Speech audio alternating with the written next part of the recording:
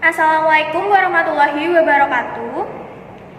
Perkenalkan, nama saya Diha Anggi Pitaloka, NIM 44. Di sini kami dari kelompok 11 membawakan materi mengenai rigidity price, inflexible price, and flexible price, yaitu kekakuan harga atau ketegaran harga, harga fleksibel, serta harga tidak fleksibel. Untuk selanjutnya akan saya alihkan kepada rekan saya. Saya Farul Rizaldi Al-Fadri dari NIM 064. Nah, dari ini kelompok kami akan mempresentasikan materi tentang price rigidity, flexible and inflexible price atau ketegaran harga, harga fleksibel dan tidak fleksibel. Ya, pertama, price rigidity. Price rigidity is the selling price in the market that is not flexible to adjustment to the other factor that occur. In other words, the selling price is rigid or price stickiness. The condition of a rigid selling price is sometimes deliberately created by industrial producers who are in the market so that they can continue to control market conditions and gain the maximum profit. Muklis et al. 2014 and Teguh 2010. Ketegaran harga atau price rigidity tadi. Ketegaran harga merupakan harga jual di pasaran yang tidak fleksibel terhadap penyesuaian faktor-faktor lainnya yang terjadi. Jadi, dengan kata lain, harga jual mengalami kekakuan atau tegar, yaitu rigid. Keadaan harga jual tegar tersebut ada kalanya sengaja diciptakan oleh produsen industri yang berada pada dalam pasar tersebut agar mereka dapat terus menguasai keadaan pasar dan meraih keuntungan yang sebesar-besarnya. Muklis dan kawan-kawan pada tahun 2014 dan Teguh 2010. The Means hypothesis explained that reserve is related to the industry market structure. The higher the level of industry concentration, the more rigid the price level. This theory is still controversial. This is done because the market can be controlled. The supply can be limited to maintain a high level of profit. Hipotesis Means menjelaskan bahwa ketegaran itu berkaitan dengan struktur pasar industri. Semakin tinggi tingkat konsentrasi industri, semakin tegar tingkat harga. Teori ini menjadi kontroversi sampai saat ini. Secara teoretik sudah sering digambarkan bahwa dengan struktur industri semakin terkonsentrasi atau katakanlah baik monopoli maupun oligopoli, maka alokasi sumber daya ekonomi tidak optimal. Oleh karena dengan sengaja industri melakukan tindakan mengurangi produksi. Hal ini dilakukan oleh karena pasar dapat dikontrol. Penawaran dapat dibatasi untuk menjaga tingkat laba yang tinggi. Selanjutnya, faktor-faktor determinant obstinacy price. 1. Curve request broken. Curve request which broken cost be exist policy baseline price which followed by its competitor. Ya, faktor ini adalah faktor-faktor penentu ketegaran harga itu tadi. Pertama adalah kurva permintaan patah. Kurva permintaan yang patah disebabkan oleh adanya kebijakan penurunan harga yang diikuti oleh para pesaingnya. Yang kedua, full cost or markup pricing. Companies add a number of production costs to their company so that the profit remains less. Markup pricing calculation formula: selling price equal capital plus markup. Jadi full cost atau markup pricing itu adalah perusahaan-perusahaan menambahkan sejumlah biaya produksi perusahaannya agar keuntungan yang diperoleh tetap besar. Nah, jadi ini ada rumus perhitungan markup pricing itu tadi. Yang pertama adalah harga jual sama dengan modal ditambah dengan markup. Nah, itu saja dari saya. Yang selanjutnya akan dijelaskan oleh anggota kelompok kami, yaitu Mas Fendi. Kepada beliau waktu dan tempat dipersilakan. Perkenalkan, nama saya Ahmad Effendi, saya dari NIM 007. Di sini saya akan melanjutkan presentasi dari teman saya tadi, dan di sini saya akan menjelaskan tentang transaction cost. PS companies add cost transaction with cover cost, list price new at contribution goods. Jadi artinya biaya transaksi. Perusahaan-perusahaan menambahkan biaya transaksi yang meliputi biaya daftar harga baru dan distribusi barang. Jadi perusahaan akan menambahkan biaya-biaya terhadap produksi atau pengiriman barang tersebut, sehingga itu akan menambah pemasukan dari perusahaan. Terus selanjutnya di sini ada flexible pricing. Flexible pricing or price flexibility is the practice of fixing the price of a product or service through negotiation between buyer and seller within a certain range. It is one of many different pricing strategies should be management to simulate demand and revenue. In other words, customer and seller can get together and try to change price, that is lower or increase price. Flexible pricing applies not only to the price of good but also service. In fact, it's a very common strategy in tailor-made service. Jadi artinya ada harga fleksibel. Harga yang fleksibel di sini ada beberapa, yaitu pertama, penetapan harga fleksibel atau fleksibilitas.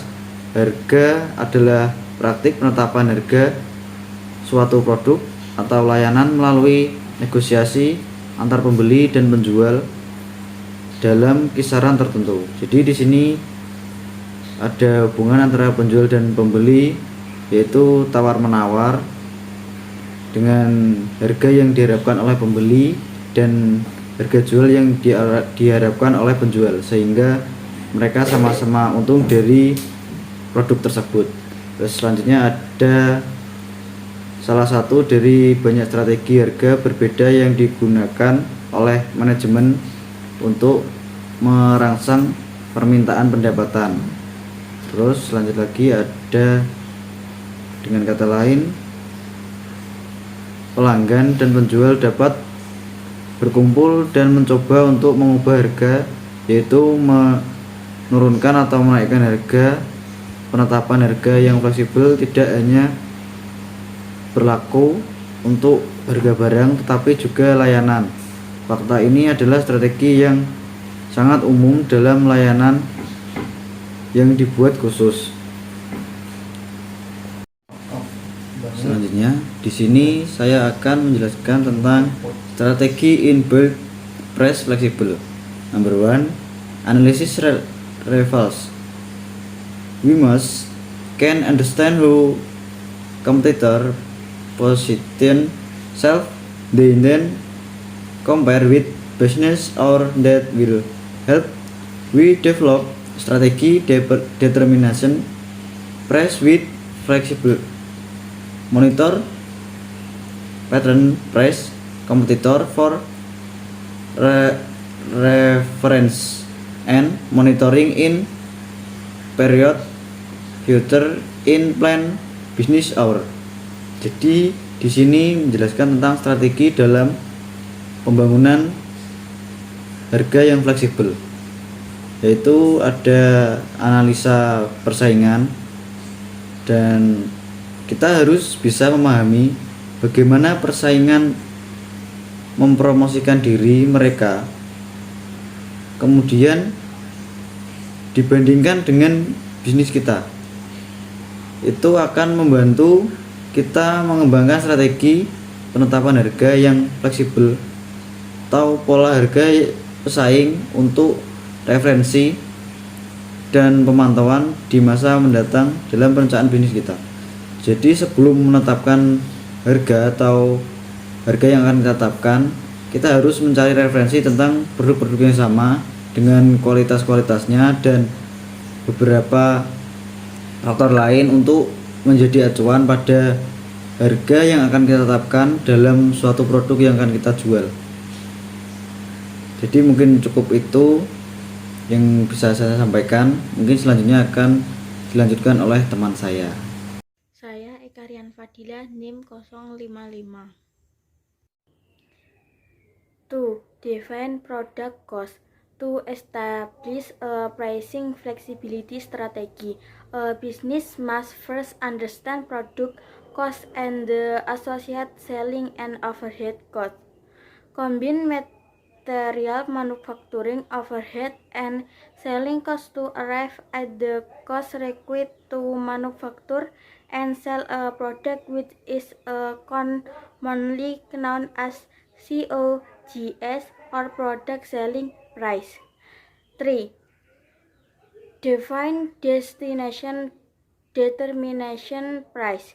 Use determination business for set destination profit wall for your.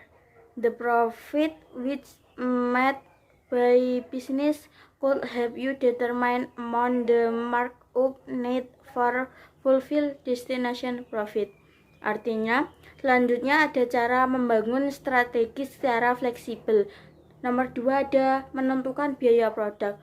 Untuk menetapkan strategi penetapan fleksibilitas harga, bisnis harus terlebih dahulu memahami biaya produk dan biaya penjualan, dan overhead terkait gabungan biaya material, produksi, biaya overhead, dan biaya penjualan untuk sampai pada biaya yang diperlukan untuk memproduksi dan menjual produk yang biasa dikenal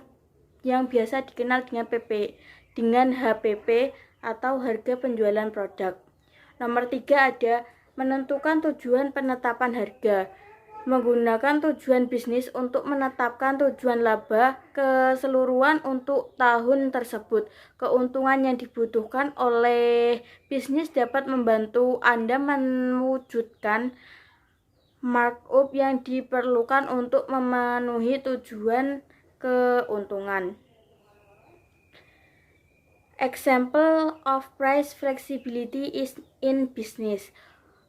1. For example, a customer requests a service from a hotel which is usually not provided. There is therefore no set price, so it is open to negotiation. And number 2, in the case the hotel can operate with a flexible pricing policy that allows customer to purchase menu item for an additional fee. The customer here be evaluate price according to other known price for such product or service. Artinya, contoh fleksibilitas harga dalam bisnis. Kita bisa mengambil contoh, misal pelanggan meminta layanan dari sebuah hotel yang biasanya tidak disediakan karena itu tidak ada harga yang ditetapkan sehingga terbentuk untuk negosiasi. Dalam hal ini, hotel dapat beroperasi dengan kebijakan harga fleksibel yang memungkinkan pelanggan untuk membeli item menu dengan biaya tambahan. Pelanggan dengan ini akan mengevaluasi harga menurut harga lain yang diketahui untuk produk atau layanan tersebut. Price not flexible. Price not flexible could conclude as a price with characteristic permanent or not could is a negotiation. Artinya, harga tidak fleksibel. Harga tidak fleksibel dapat disimpulkan sebagai harga yang bersifat tetap atau tidak dapat dinegosiasi. Biasanya perusahaan yang menggunakan strategi harga ini adalah perusahaan dengan penjualan dan distribusi yang jumlahnya sangat banyak. Tujuan dari strategi ini adalah untuk mendapatkan goodwill dan mempermudah perusahaan untuk menetapkan harga. Namun, untuk menerapkan strategi ini, perusahaan harus memenuhi syarat-syarat sebagai berikut. Nomor 1, ada analisis terperinci mengenai posisi perusahaan dan struktur biaya yang dibandingkan dengan industri secara keseluruhan. Nomor 2, terdapat informasi yang berkaitan dengan variabilitas harga pada penawaran harga yang sama pada setiap konsumen. Nomor 3, adanya perusahaan skala ekonomis yang tersedia untuk perusahaan. Nomor 4, terdapat informasi tentang harga yang kompetitif, yakni harga yang sanggup dibayar oleh konsumen. Selanjutnya akan dilanjutkan oleh kelompok saya. Next, case study, the increase in fuel price oil 18 November to 2014. The 2014 inflation rate penetrated 8.36%. The 2014 inflation target was exceeded, which under assumption was only around 5%. Whereas 2014 inflation reached 1.5% and 2.46%. In early January 2015, the government corrected their policy by lowering the price of premium fuel oil and diesel. The premium price is Indonesian rupiah 7,600 from Indonesian rupiah 8,500 per liter, and diesel from Indonesian rupiah 7,400 to Indonesian rupiah 7,250 per liter. The community currently hopes that the full price reduction policy will be followed by lower price for various basic needs. However, in fact, the price of almost all basic necessities remains unsteady. For example, the price of rice remains around Indonesian rupiah 195,000 per sack. The price of chicken eggs is still around Indonesian rupiah 18,000 to Indonesia rupiah 19,000 per kilogram. Moreover, chili price are still in the range of Indonesia rupiah 70,000 to Indonesia rupiah 80,000 per kilogram. Likewise, for the price of shallot, garlic, and beef. In fact, in addition to the decline in the price of fuel oil, several stable food commodity price experienced significant price drops in the global market, such as the price of soybean, sugar, and wheat. Pada materi ketegaran harga ini, kami mengambil studi kasus pada kenaikan harga bahan bakar minyak 18 November 2014. Tingkat inflasi 2014 menembus 8,36%, terlampauinya target inflasi 2014 yang dalam asumsi hanya berkisar 5% tersebut disebabkan tekanan lonjakan harga pada November dan Desember 2014. Badan Pusat Statistik atau BPS mencatat inflasi November dan Desember 2014 mencapai 1,5% dan 2,46%. Pada awal Januari 2015, pemerintah mengoreksi kebijakan mereka dengan menurunkan harga bahan bakar minyak jenis premium dan solar. Harga premium menjadi Rp7.600 dari Rp8.500 per liter dan solar dari harga Rp7.400 menjadi Rp7.250 per liter. Masyarakat tentu berharap kebijakan penurunan harga bahan bakar minyak tersebut akan diikuti turunnya harga berbagai kebutuhan pokok. Namun nyatanya harga hampir semua kebutuhan pokok tetap bergeming. Sebagai contoh, harga beras tetap berkisar Rp195.000 per karung. Harga telur ayam masih berkisar Rp18.000 sampai Rp19.000 per kilogram. Apalagi harga cabai masih tetap bertahan berada di kisaran Rp70.000 hingga Rp80.000 per kilogram.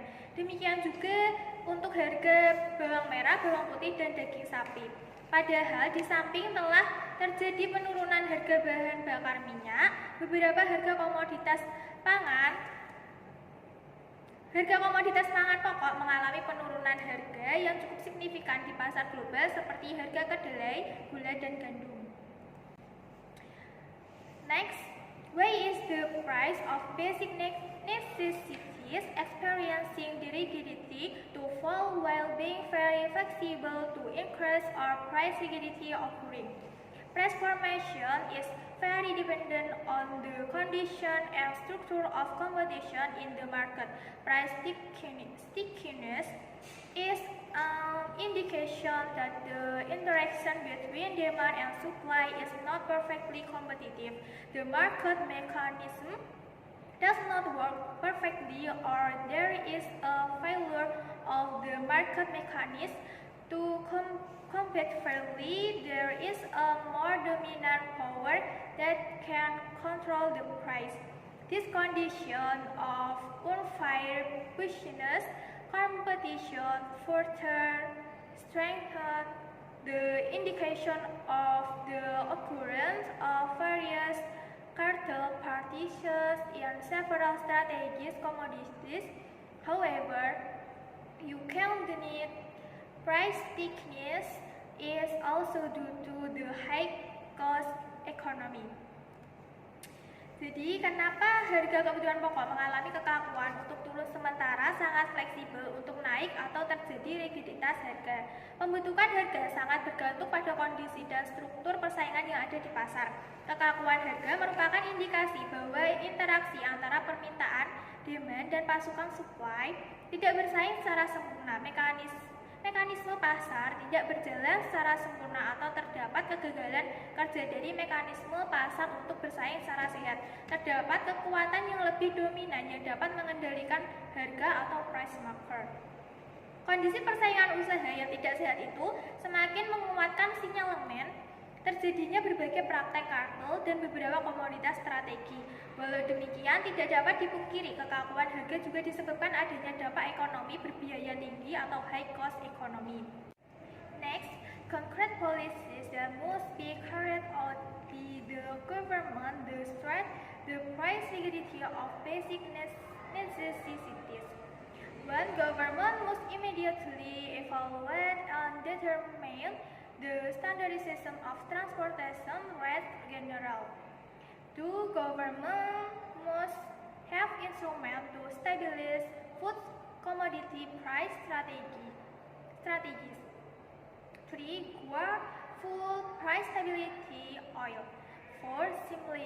Simplify and shortening pattern and distribution chains of goods. One of the reasons for the high price disparity between producer and consumer is the length of the chain supply. 5. Optimizing and streamlining the budget for the agricultural sector, especially increasing the productivity of the food sector. 6. Create healthy and competitive business climate. Jadi, kebijakan konkret yang harus dilakukan pemerintah untuk meregangkan kekakuan harga kebutuhan pokok adalah: yang pertama, pemerintah harus segera mengevaluasi dan menetapkan standarisasi tarif transportasi umum. Yang kedua, pemerintah harus mempunyai instrumen untuk menstabilkan harga komoditas pangan strategis. Yang ketiga, menjaga stabilitas harga bahan bakar minyak. Yang keempat, menyederhanakan dan memperpendek pola dan rantai distribusi barang. Tingginya disparitas harga antara produsen dan konsumen salah satunya disebabkan panjangnya rantai pasok. Yang kelima, mengoptimalkan dan mengefektifkan anggaran sektor pertanian, utamanya meningkatkan produktivitas sektor pangan. Yang keenam, menciptakan iklim usaha yang sehat dan kompetitif. Mungkin hanya itu yang dapat kelompok kami sampaikan. Semoga materi yang dapat kami sampaikan bisa bermanfaat untuk teman-teman sekalian. Kurang dan lebihnya mohon maaf. Wassalamualaikum warahmatullahi wabarakatuh.